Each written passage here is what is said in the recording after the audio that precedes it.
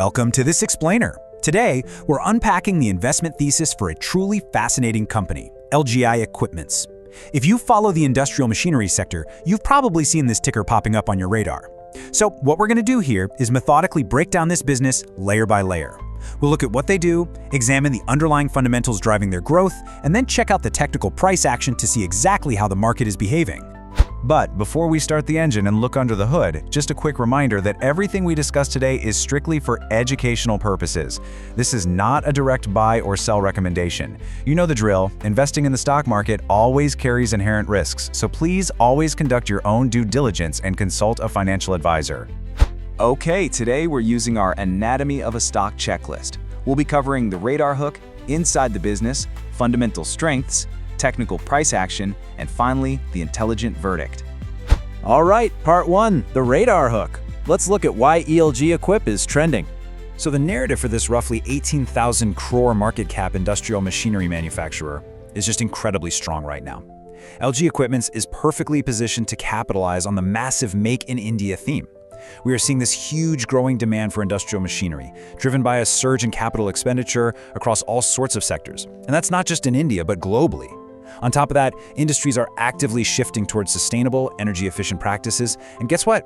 LG is winning orders and building a really healthy sales pipeline precisely because their technologically advanced products fit that exact need like a glove. Moving on to part two, inside the business. Let's check out the engine. ELGIQUIP is a leading global manufacturer, and when you break down their products, air compressor solutions absolutely dominate the mix at 90.7%. We're talking about a highly comprehensive range here: reciprocating, screw, and centrifugal compressors, along with all those necessary dryers, filters, and accessories that literally keep industrial plants breathing. They know their specific niche, and they absolutely dominate it. Now, looking at how that product mix actually translates into revenue streams, we see a pretty fantastic dynamic. 74% of their revenue comes directly from original equipment manufacturing, selling the core machinery itself. But a really solid 26% is consistently pumped out by their aftermarket services, maintenance, repairs, and genuine spares. That aftermarket segment is absolutely crucial because it provides this recurring, sticky revenue long after that initial machine is sold. And what's really interesting here is the geographical breakdown. You might assume this is purely a domestic manufacturing play, right? Well, that is simply not the case. They actually export to over 120 countries. In fact, the rest of the world slightly edges out India, accounting for 51% of their air compressor sales compared to 49% domestically. This widespread global footprint really helps insulate them from localized economic downturns. So how exactly do they compete globally? Well, their competitive momentum is driven by highly robust R&D capabilities and this intense emphasis on customer service and after-sales support. By consistently investing in product innovation and aggressively expanding into emerging markets, they're able to stand toe-to-toe and rival massive global giants in the space, like Atlas Copco, Ingersoll Rand, and Solaire. It's incredibly impressive. Okay, part three, fundamental strengths. Let's look at the fuel powering this company. So the crucial point here, and honestly, this is the number every focused investor absolutely loves to see, is their debt-to-equity ratio, which sits at an exceptionally low 0.18. This indicates a highly prudent management team, a completely bulletproof balance sheet, and deep financial stability. I mean, when a company carries this little debt, they have incredible flexibility to just weather any storms and heavily invest in future growth. And you can see that financial stability is translating beautifully into growth. Looking at their recent quarterly results, we see a sustained upward trajectory. They're posting over 20% year-on-year growth uniformly across the board. Sales are up 22.56%, operating profit is up 20.71%, and net profit is up 20.68%. This robust demand, combined with stable operating margins, really reflects highly efficient cost management and actual pricing power in the market. Furthermore, management maintains a very firm grip on the steering wheel. The shareholder breakup shows that the promoter holding remains impressively strong at over 31%.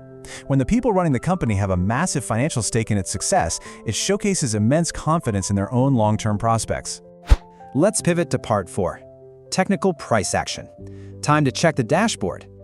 Currently, the stock is trading with highly positive momentum. It's sitting at 604.25 rupees, which means it's hovering just 4.67% below its 52-week high of 633.85. The relative strength indicates it's outperformed a majority of stocks over the past year, and the data clearly shows strong institutional buyer demand and consistent buying pressure keeping the price elevated. Now, rather than selling off aggressively from its highs, the stock is currently consolidating smoothly within a flat base. Technical analysts often view this type of sideways consolidation near 52-week highs as a sign of building pressure. It's kind of like a coiled spring, a precursor to a potential breakout move, assuming broader market conditions remain favorable. Finally, Part 5, the intelligent verdict. Let's map out the destination. ELGIEQUIP presents an incredibly compelling case. On the bullish side, the technical setup is excellent, featuring strong relative strength and proximity to near highs, and they are perfectly positioned for ongoing industrialization and Make in India trends. However, we absolutely most neutrally anchor this optimism with the real-world risks. Management themselves have cautioned about macro headwinds. Because they export heavily, things like global economic slowdowns, severe currency volatility, and supply chain bottlenecks could easily impact their margins and export orders. So it's a balance of strong fundamental momentum against a complex global backdrop. Thank you for joining me on this explainer. Keep a close eye on their export margins in the coming quarters, because a sustained break above its 52-week high with increasing volume would heavily strengthen the bullish thesis. But ultimately, the big question remains: will global macro headwinds stall this impressive engine? Or is the Make in India tailwind strong enough to fuel a powerful breakout to new all-time highs? Let us know what you think. And hey, which stock should we analyze next?